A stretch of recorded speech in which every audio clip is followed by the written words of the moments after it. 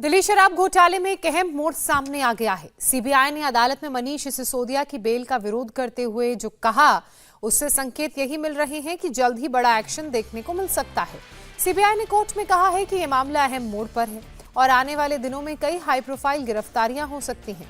माना यह जा रहा है कि इन हाई प्रोफाइल गिरफ्तारियों में दिल्ली के सीएम अरविंद केजरीवाल का नाम भी हो सकता है। सीबीआई ने दिल्ली के पूर्व डिप्टी सीएम मनीष सिसोदिया को शराब घोटाले का मास्टरमाइंड और सरगना भी बताया। वहीं ईडी ने एक बयान जारी करके कहा कि के कविता भी अरविंद केजरीवाल और मनीष सिसोदिया के साथ इस साजिश में शामिल हैं और शराब घोटाले से मिली रकम के बदले में आम आदमी पार्टी के नेताओं को 100 करोड़ रुपए की रिश्वत दी गई।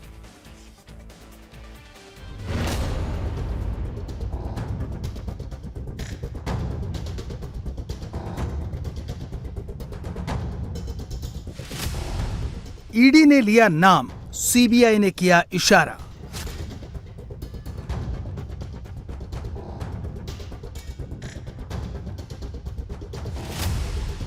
अरविंद केजरीवाल पर गिरफ्तारी की तलवार।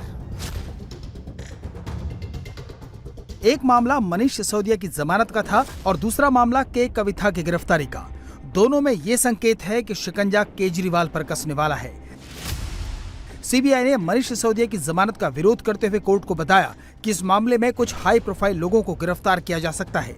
वहीं ईडी ने अपने बयान में कहा कि के कविता ने अरविंद केजरीवाल और मनीष सिसोदिया के साथ मिलकर साजिश रची।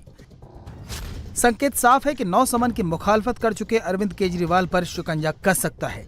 दरअसल सीबीआई ने मनीष सिसोदिया की जमानत का विरोध करते हुए अदालत से कहा कि मनीष सिसोदिया को जमानत मिलने से जांच प्रभावित हो सकती है।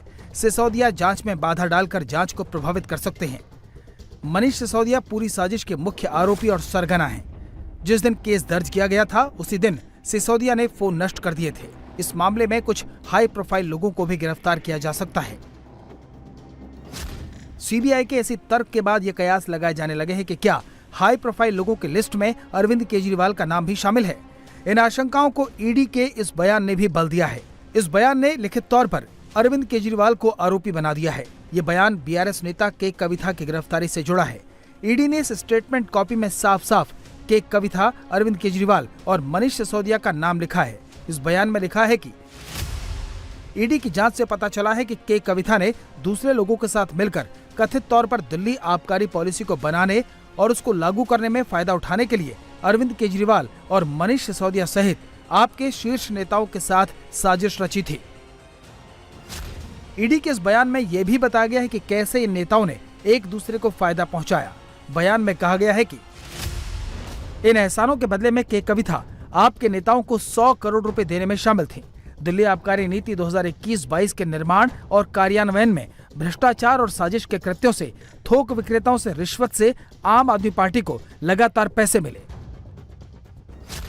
ये बयान अरविंद केजरीवाल की मुश्किलें बढ़ाने वाला हो सकता है। हालांकि मुश्किलें केजरीवाल मंत्रिमंडल के पुराने सहयोगी सत्येंद्र जैन की भी बढ़ गई हैं। सुप्रीम कोर्ट ने उनकी 9 महीने की जमानत खारिज करके फौरन सरेंडर का आदेश दिया, जिसके बाद सत्येंद्र जैन के घर से निकलने की तस्वीर आई तो अरविंद केजरीवाल ने उन्हें हीरो बताया। बीजेपी वाले इलेक्टोरल बॉन्ड की बात नहीं कर रहे हैं कि क्या क्या छुपा रखा था 10 साल में, कैसे एजेंसियों का दुरुपयोग करके छापे मार करके चंदा इकट्ठा किया इन्होंने। इस तरह की तो वसूली देश में जो गुंडे हैं वो भी नहीं करते हैं। अब काला चिट्ठा सामने आ रहा है। मेरे ख्याल से अब तक भारत के अंदर इतना बड़ा भ्रष्टाचार, सरेआम सरकारी एजेंसियों का, सरकारी तंत्र का दुरुपयोग करके किसी ने नहीं किया होगा। मुझे लगता है कि भारतीय जनता पार्टी के लोगों को इस पे जवाब देना चाहिए और मुझे लगता है कि इसी डर से भाजपा की ये कोशिश है कि लोग सवाल न उठाएं, इसलिए उनको जल्दबाजी है कि जल्द से जल्द जो है सब लोग जेल के अंदर हों, जिससे कोई सवाल उठाने वाला ना मिले। नेताओं को भाजपा बंद कर सकती है जेल में, जनता को नहीं। जनता सवाल उठाएगी कि आखिर ये सारा पैसा आया कहां से उनके पास। लेकिन ये कार्रवाई तो कोर्ट की तरफ से हुई है। कोर्ट की जो कार्रवाई है, कानूनी सलाह लेकर के उस पर हम काम कर रहे हैं और करेंगे। लेकिन जो भाजपा का जो कार्रवाई है उसकी मैं बात कर रहा हूं। मैं याद करा दूं, अरविंद केजरीवाल जी को ये वही सत्येंद्र जैन हैं जिनको आप पद्म विभूषण देने की बात करते थे। कहते थे इसको पद्म विभूषण मिलना चाहिए, जैसे मनीष सिसोदिया जी को भारत रत्न मिलना चाहिए था। ये अरविंद केजरीवाल जी के नायक हैं जो करप्शन में हैं, बेईमानी के कारण कोर्ट उनको जमानत नहीं जेल भेजती है, और ये उनको किसी को भारत रत्न देना चाहते हैं, किसी को पद्म विभूषण देना चाहते हैं, और खुद तो पता नहीं कौन सा लेना चाहते हैं। आज अरविंद केजरीवाल जी इसीलिए ईडी के सामने पेश नहीं हो रहे। उनको पता है उनकी करप्शन का भांडा फूट चुका है।